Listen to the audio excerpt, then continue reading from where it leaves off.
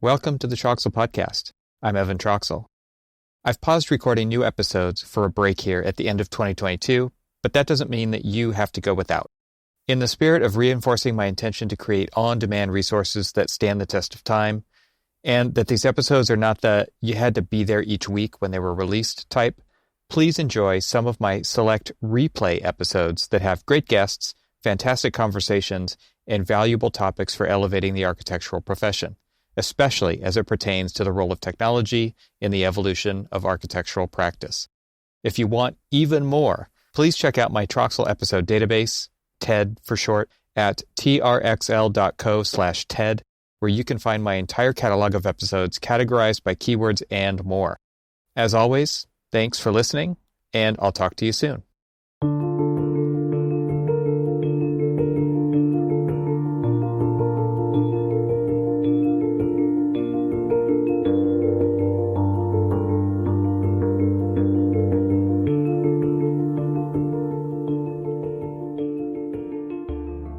So how are you doing? Oh, I'm all right. Looks like there's some sunshine over there. Not really. No? I live in Connecticut, and I'm looking out the window right now, and it's cloudy, and it's actually snowing at this moment, but it's not sticking. Yeah, I mean, it looks like a nice soft lighting then. I mean, you're getting the in soft... this room? Yeah. Oh, that's by design. Where are you? I'm in Southern California. I'm near LA. I'm in a town called Claremont, which is like a college town. Yeah, so. I know Claremont. One of my cousins went to school there. Oh, okay. Yeah. Yeah, my mom worked at the colleges for 25 years, so I've grown up in this area. Well, that's good. Well, I'm sure the weather's better. If the pandemic is worse, the weather's at least better. Yeah. Yeah, it's been a weird winter. We've gotten one rain in the last 9 months, so we're supposed to get a bunch next week, hopefully. We've actually only had one snowstorm with any real snow all winter, which is great. I mean, frankly, not that it matters to me because you can't leave your house. Yeah. Barely go out of my house. Right. So it's fine. Yeah. It's fine. Okay. Look, I can't complain. Right. I have a house that I bought. We bought this house how long ago was it? We bought this house in 1992. So it was 28 years ago, raised 4 kids in it. It's a big house. We're still here. They're not. Yeah. We got plenty of room. Yeah. During the workday, my wife has her own floor. I have my own floor. So the Bernstein Corporation is running well. It's the artifact of having raised 4 children. Yeah. And not having, we talked last year about, should we get rid of this house, empty nesters? But, they're starting to produce grandchildren. Now they're coming back. Maybe not. Let's see. And then, wow. I've been pretty much sitting in this chair since the middle of March of last year. Yep. Me too. Yeah, it's tough. That part of it's tough for me. I actually built out this space, same chair, different room, because I was in the bedroom for quite a while, and just like remodeled one large room into 2, and it's been nice to have a change of scenery. And then I'll force myself to take the laptop off the desk and go somewhere else and sit, and it helps. But I don't do that enough, for sure. Yeah, I have too much infrastructure here to move around. I got things exactly the way I want them. Yeah. Screens in the right place, lights, cameras, all that stuff. So I don't move around that much. Well, I want to be respectful of your time. I thought maybe we could start by talking about school, start talking about students and the kind of ideas that you're exploring with business models. Sure. Well, about 5 or 6, probably 6 years ago at this point, I started teaching this course called Exploring New Values of Design Practice. And the thought was that there was an emergent interest amongst, architecture students are like students everywhere.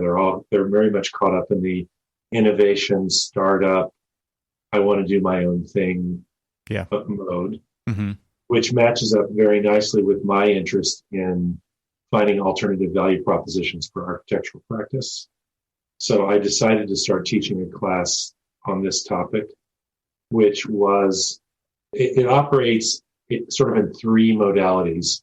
In one modality, we try to deconstruct the business models of traditional architectural practice, both looking at strategy and mechanics. So I want them to understand the actual mechanisms of how, when dollars come in the door, how they convert, how that actually flows, so they can understand how time is converted into money. But also strategy, which is a very discontinuous thing in architectural practice.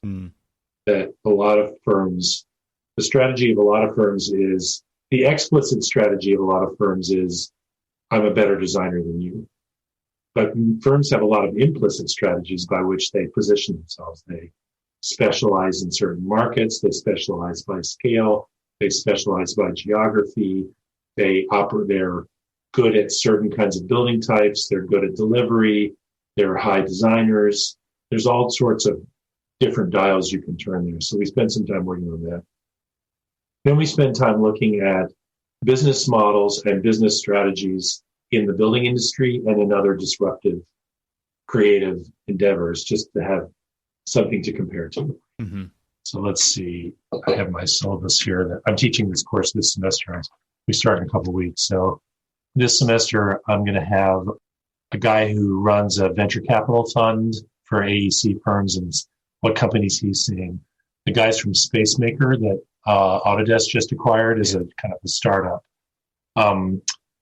Somebody who does architect-led design build, someone who does architect-led development, somebody from Sidewalk Labs, a contractor, somebody who specializes in research as a value proposition, a couple of practitioners, just a real mix of different sorts of folks who talk about how they manipulate their business models to generate value in a different way.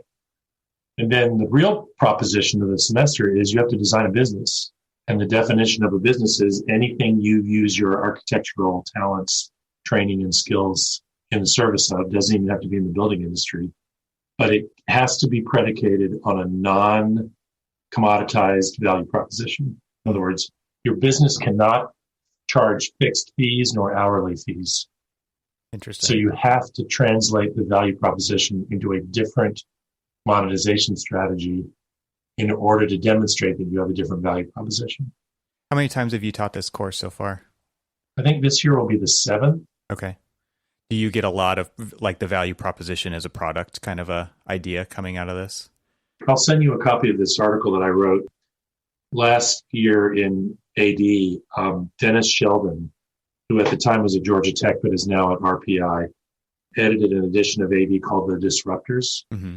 And I wrote an article about this course where I tried to describe typologically the different kinds of projects I'd seen, because at that point I'd seen probably 50 projects. Yeah. And they tend to fall into 3 categories. One set of projects is the architect as an architect and a developer, the architect as an architect and a contractor. So that was one set of strategies. The second set of strategies didn't try to assume both roles, but to try to create a bridge between one or more roles. So, for example, someone would propose being an IPD integration platform, where they would serve as the IPD integrator on a project, or a data translator between construction information and building asset operation. So they weren't controlling those things like in a project delivery sense. They were creating a bridge between 2 or more sectors of the phenomenon. Mm-hmm.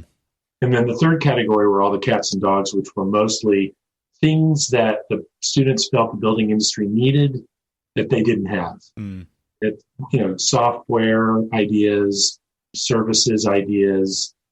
I've seen some really crazy stuff like a model curation service. Like, I worked in a firm where there were a lot of models and nobody knew what to do with the models. So you can store your models with us and we'll take care of them. And we'll have a little model museum in the front.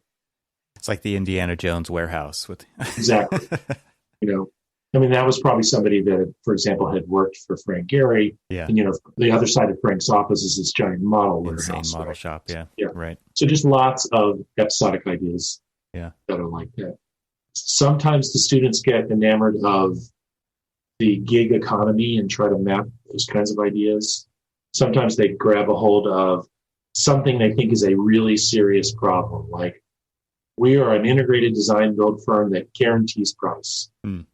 And it's just very interesting to see them exercise their muscles with this.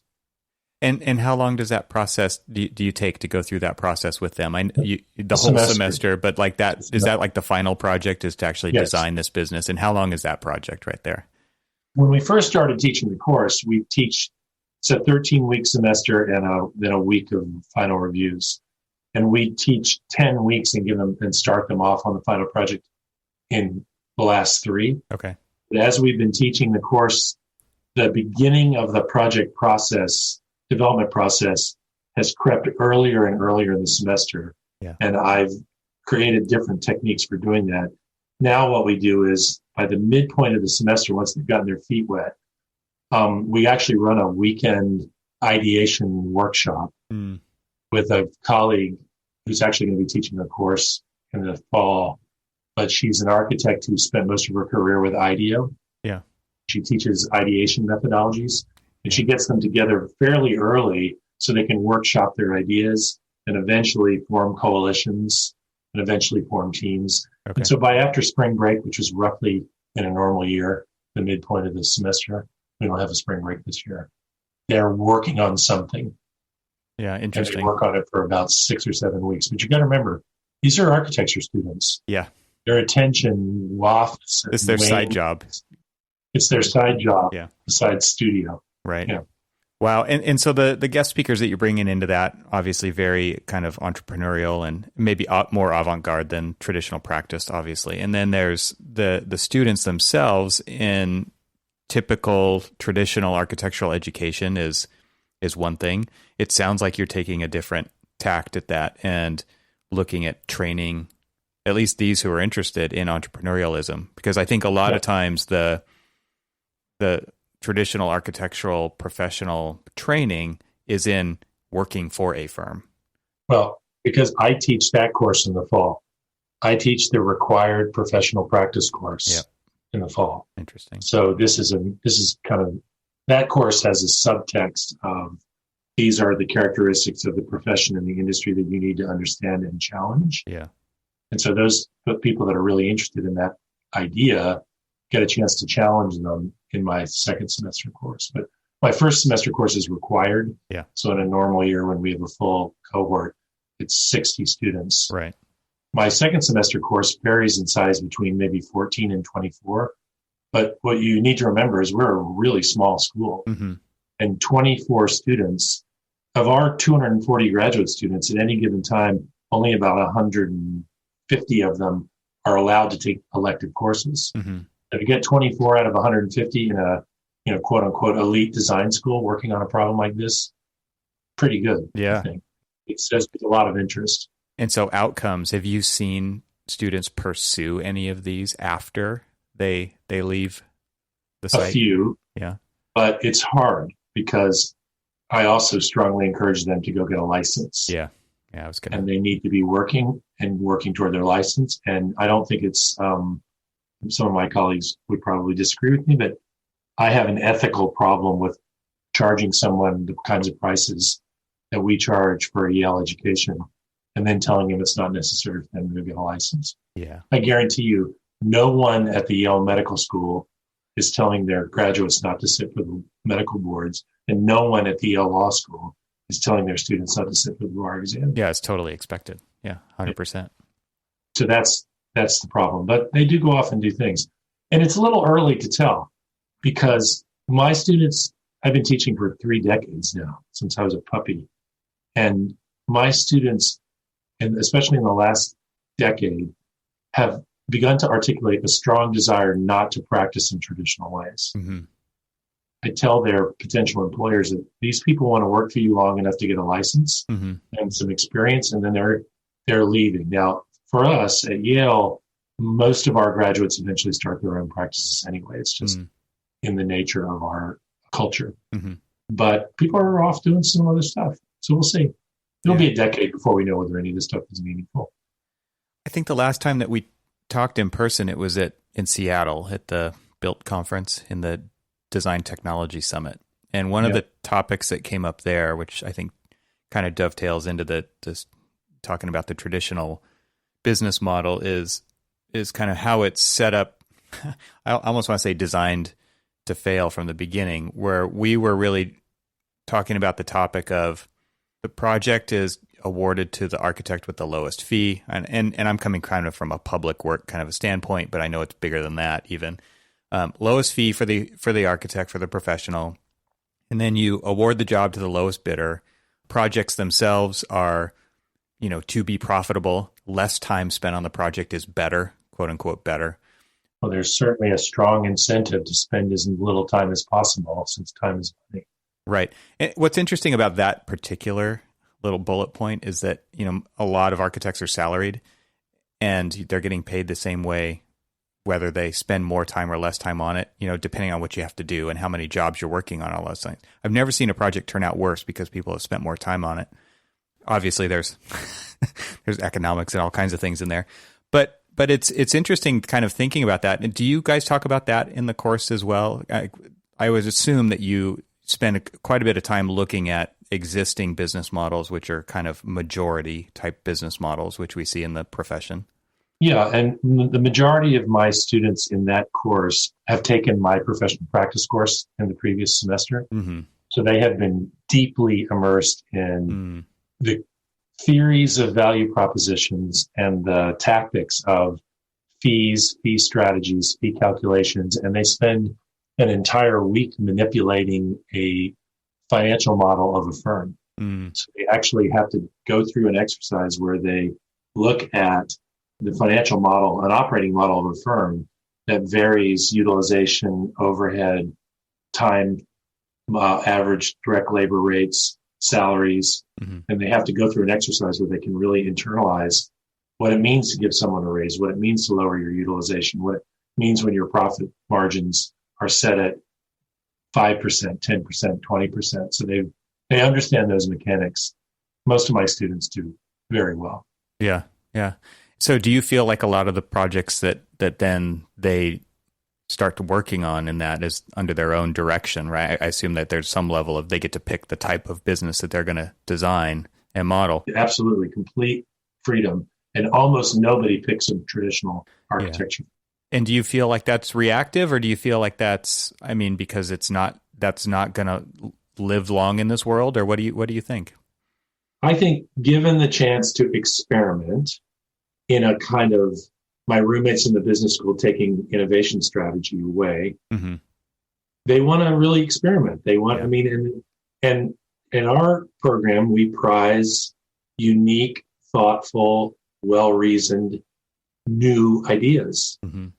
And I think that students don't want to mess around with the edges of a problem. They want to either throw out the model or try something different. Yeah. And the fact is, at traditional architectural practice, fee-for-service practice, is rather inflexible as to how to change the value proposition. Yeah. You either work really efficiently, pay people really low amounts of money, or go work someplace where you don't have much competition. That's basically it. Yep. What other dials do you have to turn? Right. And that leads to kind of this churn business, right? Where you just have to feed that machine over and over again. And I can imagine, Absolutely do you guys right. talk about that as a topic as well? Oh, not only do we talk about the fact that you have to feed the machine, we do a partial session just looking at the financial implications of carrying costs of things as banal as accounts receivable. Because, I try to explain to the students that paycheck that you just received at the end of 2 weeks is money that has not come into the firm's coffers yet. Right. And the longer it takes that money to come into the firm's coffers, the way we try to explain that to our students is by saying, you can have a firm that on paper looks really profitable, but in reality is sucking wind. Because if your days of DSO, your days of sales outstanding or accounts receivable, stretch out much past 30 days, then you're borrowing money to cover payroll, which reduces your margins. Yeah. I mean, I know this is really banal stuff to be talking about in a Yale classroom, but they need to hear this. Yeah. Part of your job is collecting money. And one of my colleagues runs a small practice. I have a constellation of practitioners that help me teach this course. For lots of reasons, I need the help. I'm not practicing right now. But my co-instructor, who runs a small practice here in New Haven, his average accounts receivable is 10 days. So he can stand up in front of these guys and say, this is the effect that this has on my practice. Yeah. The average accounts receivable in the architecture world is 110 days. Yeah. So I say to my students, are you a bank? You're basically loaning your clients money. Right. Are you a bank? And so, we talk about whether or not there's a discount for paying in less than 30 days. And why not? Incentivizes the process. Yeah. Interesting. So when you've got that kind of a mentality, and I think you know a thing or two about technology and how it's changing the profession, it seems to me like it's pretty obvious why technology has not changed the profession in meaningful ways other than trying to find efficiencies in the system of churn. It's very much so. Like if you had to generalize it down to that, it seems like you're trying to find very small things that you can do with a computer, for instance, to help make that process a little less painful, but there's no reinvention happening here. I agree. And it pains me greatly to agree with you, but I've drawn that conclusion on my own. It was the conclusion that I was talking to someone from Boston Dynamics today about, I'm writing a book right now on AI in the profession. So I've been doing some research and was comparing some notes today with the guys from Boston Dynamics, the robotics guys, about what it means to have a robot operating on a construction site. And one of the issues of robotics on a construction site is that you need some kind of context for the robot to operate in.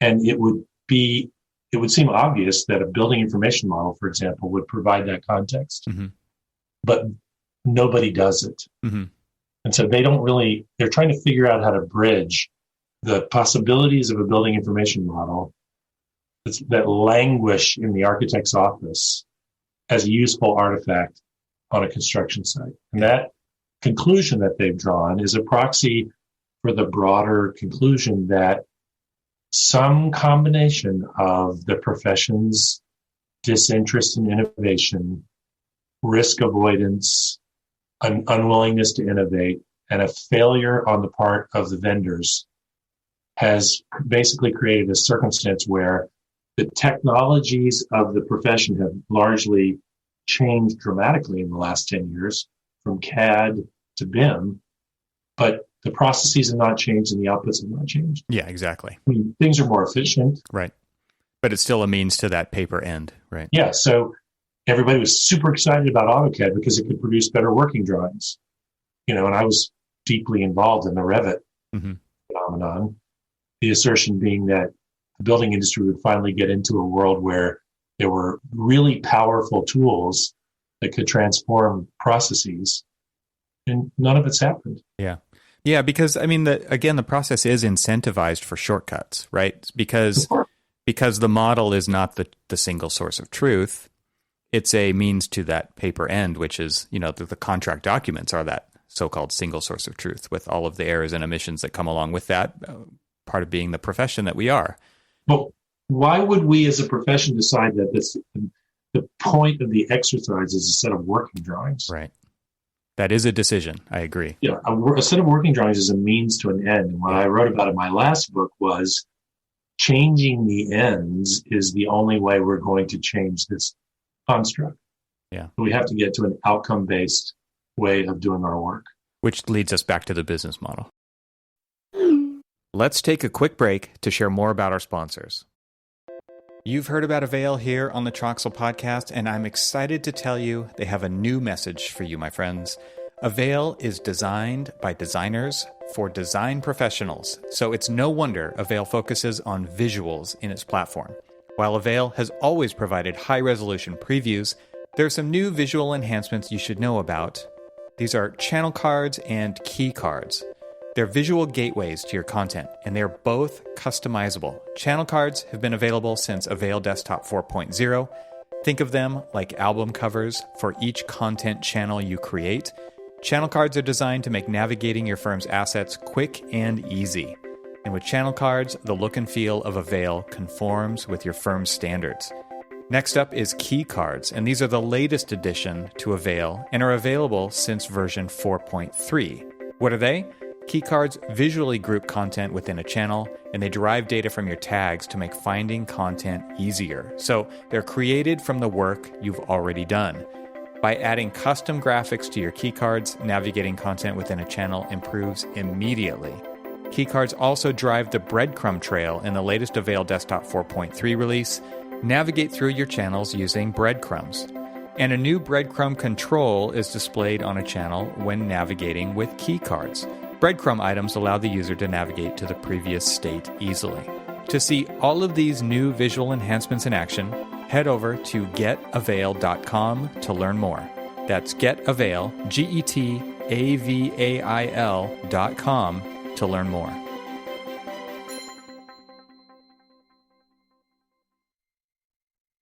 And now let's get back to our conversation.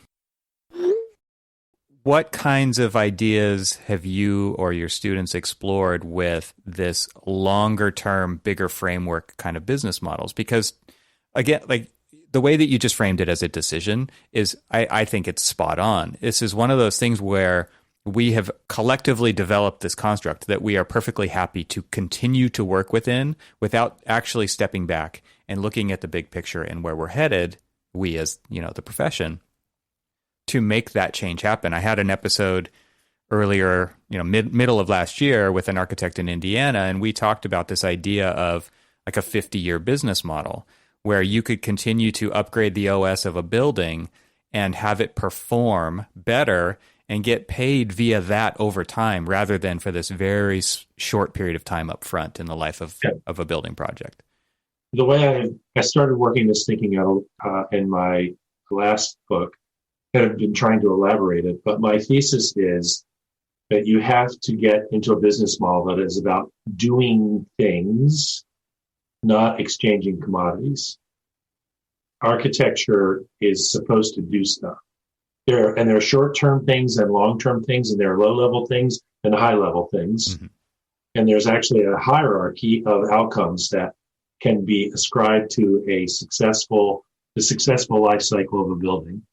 And if architects can begin to get paid for making things happen as opposed to making working drawings and then hoping that things happen. Right.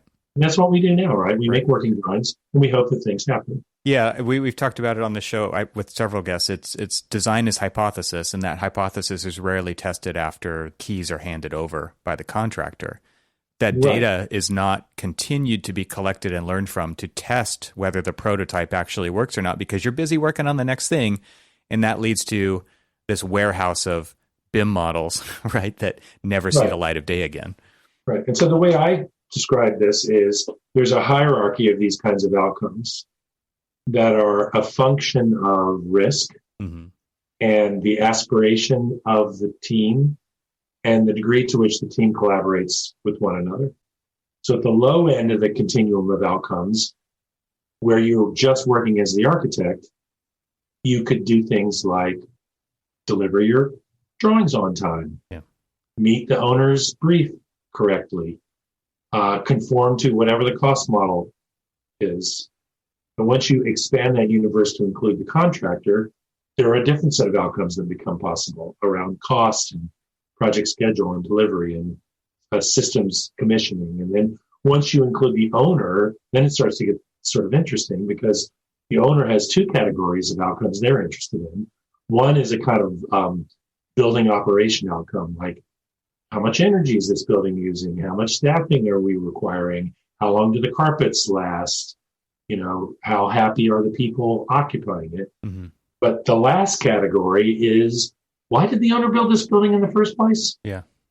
Why did they build this hospital, this school, this shopping center, this library, this research laboratory?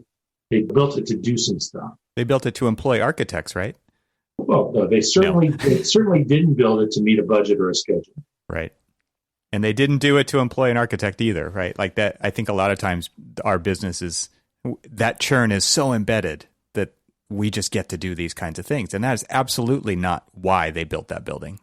Yeah. And so the thesis is that in some form, technology makes it more likely that the proposition of design and construction is more precise and more predictable in terms of outcomes. Mm-hmm.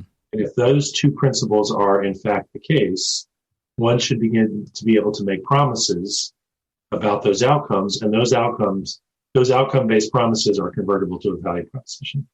And so the ones who are willing to take those risks will get the rewards, but there are so many except that there's are nobody not. doing it. Yeah. There's hardly anybody doing it. Right. And so the original thesis that originated in the American construction industry really around 2004 was maybe we need an alternative top-down project delivery model.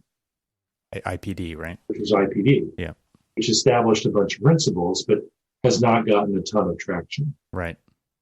Maybe 400 or 500 projects right now are IPD projects. Relative to the whole industry, not so great. I've been working on a research project with my good friend and colleague, Renee Chang, who's the dean at the University of Washington, College of the Built Environment, sponsored by a Canadian construction company called Chandos that does a lot of IPD work. And we're looking at integration from the completely opposite direction. We're looking at integration bottom up. So we're looking at instances in the North American construction industry where some company has crossed an integration boundary between two or more of the canonical layers of the process, whether you're a designer, a builder, an operator, or a regulator. And if you crossed one or more of those boundaries, in other words, into two of those zones, you're into some kind of episodic verticalization. We haven't finished the study yet, but we're looking to see if there's some kind of emergent theme coming from the bottom up. Renee spent a decade studying IPD from the top down. She's written numerous papers, done studies for GSA about the characteristics of IPD projects. But now we're looking from the opposite direction. I mean, I've only been a full-time academic for 3 years, so I've got a ways to go before I catch up with Renee's prodigious amount of work. Are there very many examples? Well, we didn't have any trouble making a long list of about 60 companies. Okay. And then we shortened it down to a list of about 20 that were interesting, that had interesting enough characteristics that we thought they might be able to tell us something. Interesting. And so we're still analyzing the data right now. Yeah. We spent a lot of time going, what are these things telling us? Yeah. But and are these kind of startup companies types, or are they more, they've been around for a long time, a mix all across the board. Okay. Startups, old companies trying new things, big companies like Katerra, little companies like Lockable. They're all across the board. With the examples of the types of companies that have been around for a long time, is it a company-wide effort, or is it like an R&D lab within a company? Do you know? I'm drawing an unsubstantiated conclusion, but the more established the company, the more of a science experiment the verticalization strategy is. It's like they're incubating their own little startup. Right. The newer companies are much more free about trying things. Sure. Unless you have an unnatural phenomenon like Katerra, where they had so much cash, they could just try all kinds of, throw all kinds of crazy spaghetti at the wall. But the spaghetti is starting to rain back down on them now, unfortunately. Right. Yeah. It is unfortunate because it's those companies that are going to go through those successes and failures that are going to actually change the business. Yeah, but there was a thesis about that I think is really interesting, which was there was a period of time in the startup era where one startup strategy was you throw so much money at a company that they own the space and no one else can get in. Right. So, you bankroll a dog walking company with $200 million in cash and nobody can touch them. Right. Well, I mean, that was SoftBank's strategy with Katerra. Right.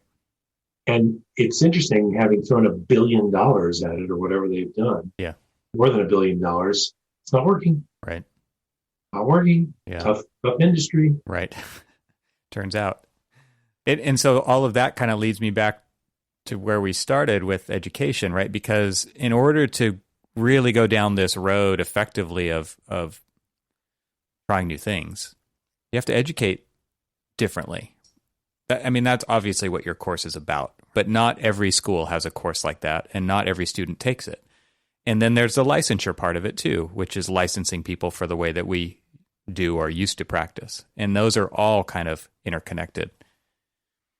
Yeah, but your question presumes that this kind of change happens bottom up as opposed to top down. Mm-hmm. So if you wait long enough, if we wait another 20 years for my students who've recently graduated, Yeah. become leaders of firms, or say 15 years, you might start seeing some of these changes. But they get absorbed like the Borg into the traditions of the profession, and there are very few firms that can elbow their way into a new way of doing things. There are a few out there. They tend to be either very small theoretical practices or very big corporate practices that are sufficiently resourced that they can afford to do a lot of experimentation. Right. So with your students going out into the workforce, how are they dealing with the current situation with working out of, wherever they live instead of going to work and learning through osmosis what senior project architects can bestow upon them just by sitting nearby? And I would imagine there's good stuff and bad stuff both happening at the same time here.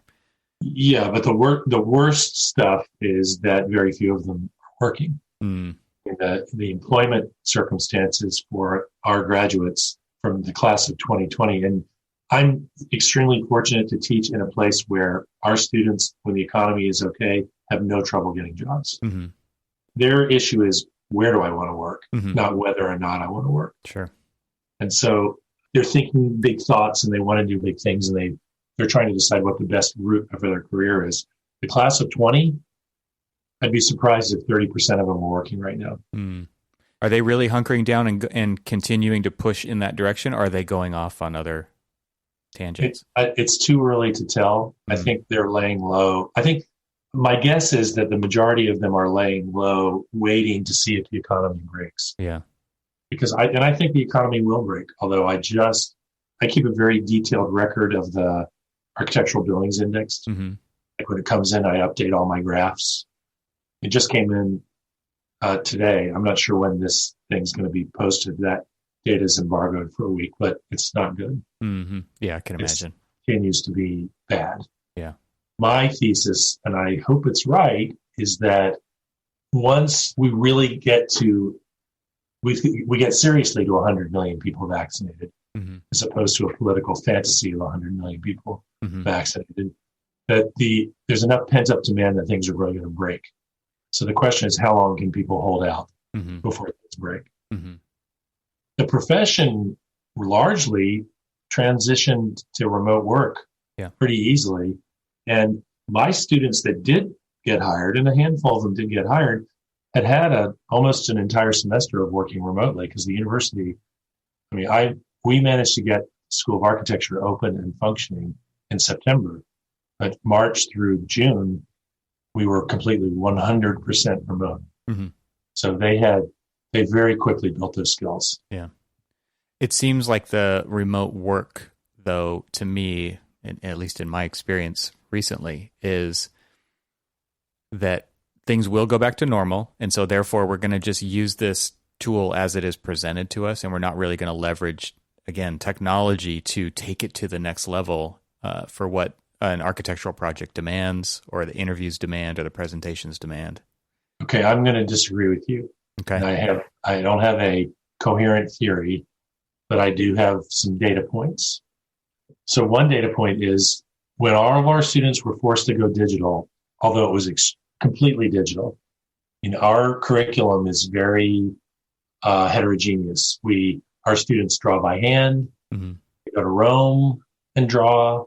We have 60 3D printers in our building, mm-hmm. tremendous amount of model building. I think we have 9 laser cutters for 200 students. Lots of physical work. Mm-hmm. Summer, their first year, they go out in the field and build stuff. It's a very physical curriculum, but they all went digital. And although there was a high degree of misery, the quality of the work was spectacular. Mm-hmm.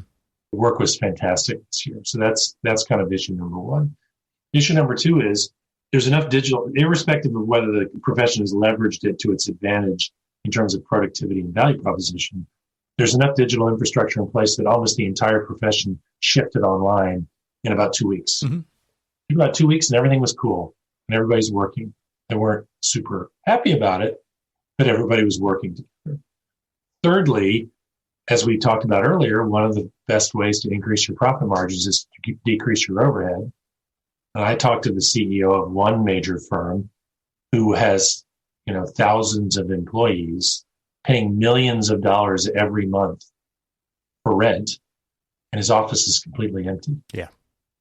So I do not believe we're just going to go, whoopee, take off your mask, show everybody your vaccination badge. Let's go back to where we were before. There's going to be some kind of hybridized model, sure, which from a firm's perspective has the advantage of being able to reach talent anywhere. Yeah.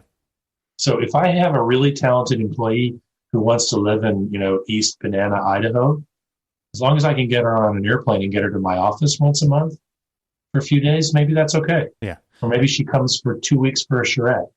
Yeah. I agree with everything that you said. I guess where I'm drawing the line is that this is the new default, and we're not taking it to additional levels beyond this for as far as collaboration, as far as experiencing architecture goes, because it's either talking head or sharing a screen, right?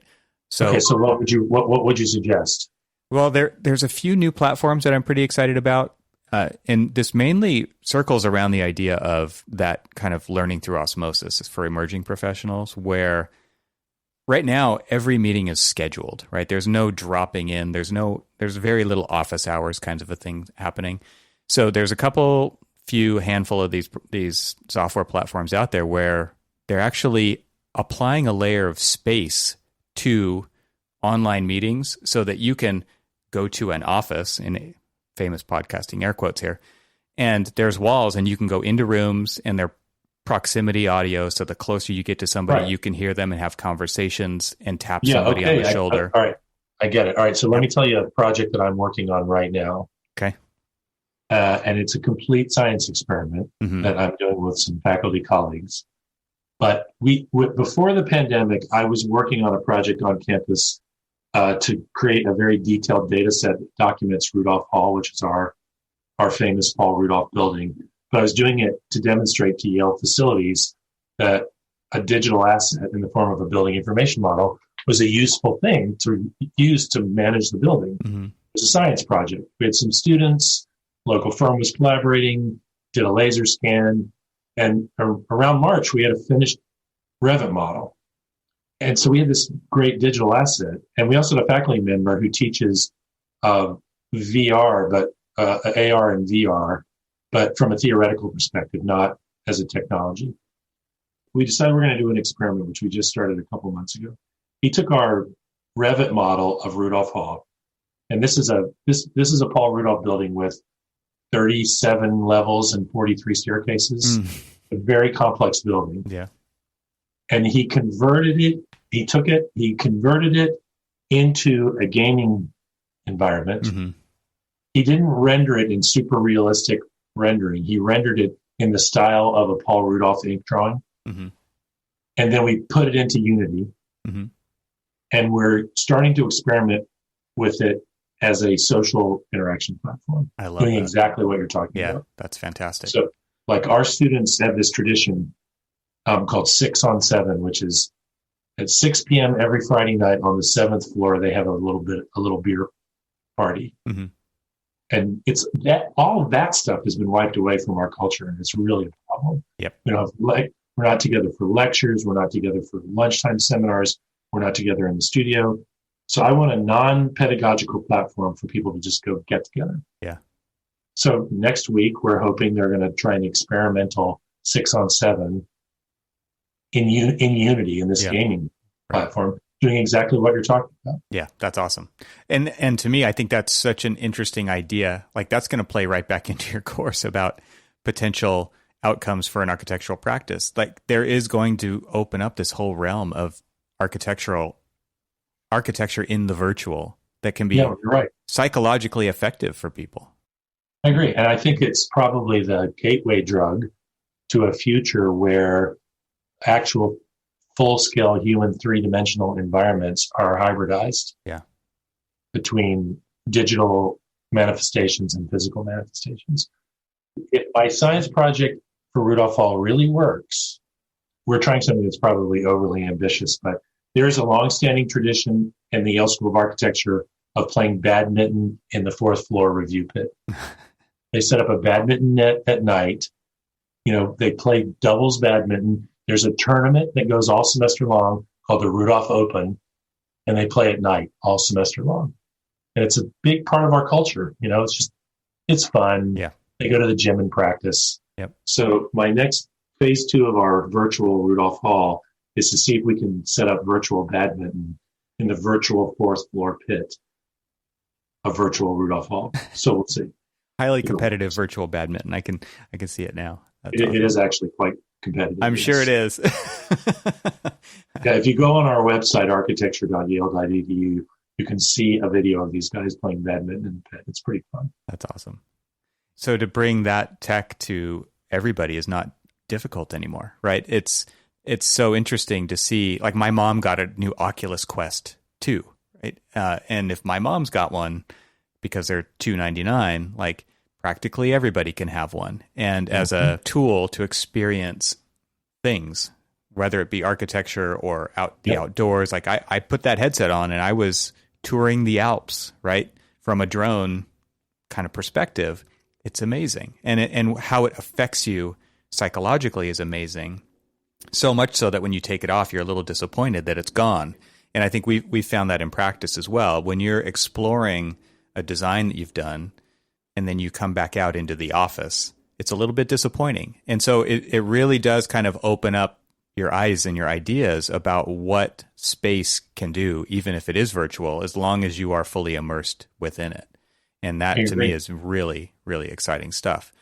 But I also think it begins to get interesting. That whole concept begins to get interesting, not just, experiencing the Alps flying in a virtual environment through a drone, but I think there's some really interesting questions about how that kind of an immersive environment can become a design environment where you can both understand and manipulate a design while in that immersive environment where you're somehow able to work on the design and understand the design and manipulate it in a perceptual space that's different than kind of traditional, screen on screen relationship. I mean, in the early days of Revit, I used to describe my fantasy architect's workstation was, 3 screens. The middle screen is the model of the building you're designing. The screen on the left is all your social media feeds, and the screen on the right are all the dashboards that are telling you what's going on with your design, your cost meter, your energy meter, your whatever meter. But I think there's a next generation idea around that where you're having that same kind of experience, but it's in a virtualized digital space. Yeah. And what's interesting to me too about these kind of new platforms is the way that some of these startups are thinking about them as persistent space. So if you put something up on the wall in that space and then you leave it and then you come back the next day, the stuff is still there on the wall. Yeah. And that's really interesting, right? Because previously, like if you do a Zoom meeting or a Teams meeting or whatever, like you're starting over every single time. You're wiping the slate clean, right? You're not coming back to a place. Yeah.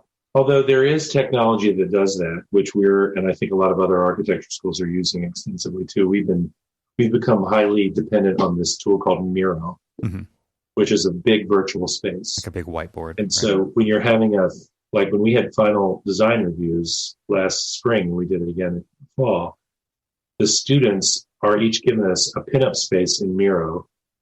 They pin up all their materials in this virtual space. Right. The review is a Zoom review, and the student is managing an interaction with Miro.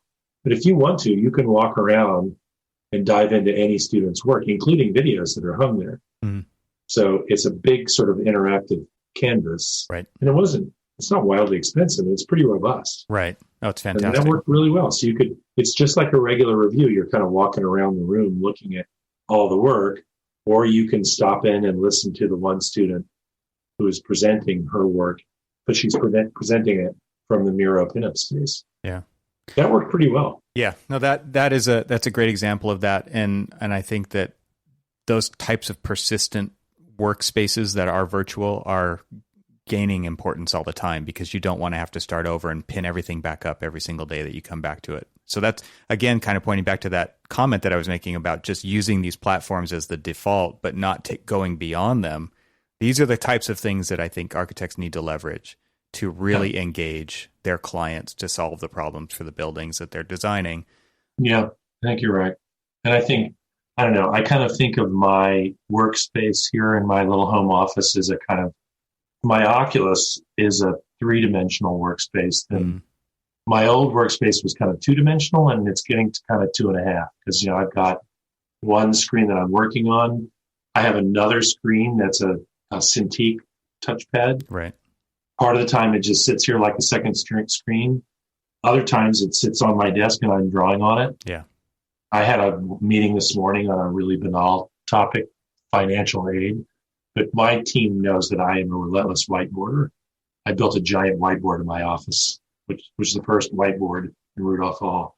And so when we do these virtual meetings, I just whiteboard on my Cintiq and share the screen. So it's slowly getting there. And at the other end of the continuum, which is not workspaces, but how people actually experience space, I think you're going to see that divide getting really blurry. There's a really interesting firm in New York called ESI, run by a guy named Ed Schlossberg. He just got acquired by NBBJ, so he's running a studio inside of NBBJ. But they started out as museum exhibit designers. Then they got really good at digital museum exhibit designers. And then they became really good at these hybridized, digitized environments. So when you walk into the lobby of a New York, commercial office building and you see one of those massive digital walls, that's the kind of stuff they do. And that's not just advertising. That's the delamination of physical and digital space. Absolutely. That's definitely coming. Yeah, and you can see applications for it immediately in classrooms and healthcare patient rooms where you can affect the psychology, the behavior, the intent to which or not the intent, but just the way that people can actually focus because of what's on those surfaces that are a thin film of digitization, right? I mean, it's pretty amazing stuff. I completely agree. I think it's a very interesting kind of design vector that somebody should follow. Do you guys do anything as experience design in that way at Yale for like going beyond just the built edifice, but actually applying these layers of technology or psychology, as it were? I think that our faculty would argue that everything they do is experience. So I'm not sure it's such a bright line. I mean, out in the professional world, that line sort of exists. Yes. Yeah. I'm not sure it exists in the pedagogical world of an architecture school, I can see that. Particularly because so much of the work is heavily digitized. Yeah. Yeah. It's a texture map people produce, videos of their work as a matter of course. No, there's not. They just the ability to produce. You want to talk about efficiency, the ability to produce quantities of high resolution work. I think back to my time as a grad student in the early 80s where, if I decided I was going to build a small chipboard study model, that was the rest of Sunday. Yeah. Now you just send it to a 3D printer and go do something else. Yeah. Or the high definition, full color, fully textured photoreal video output is just incredible, right? Yeah. Probably too incredible. Yeah. That's what's interesting about Jason Kim, who teaches our VR course. That's what's interesting about his work. He produced this high resolution version of Rudolph Hall, but instead of trying to make it look like a real experience, he texture mapped it as if Paul Rudolph had drawn it. Yeah. So, for example, one of the things you can do is you can position yourself in the middle of the model. And Rudolph, as you may remember, was famous for drawing these incredibly beautiful, complex, one-point perspective sections. Right. And you can walk through the building in a progressive section as it receives in one-dimensional space, rendered as if Paul Rudolph had drawn it. It's an amazing experience that can be created. Absolutely. Just mind-blowing. Yeah. Mind-blowing experience. I think there's something here. Yeah. Yeah. Yeah. Interesting. Well, this has been a fun conversation. I really appreciate you taking the time and being so generous with it. And I'm going to put links to as many things that we talked about as I can in the show notes so that people can check that out. There's so much more that we could talk about, so maybe another time. But again, thank you so much for spending the time today. Yeah, my pleasure. It was good.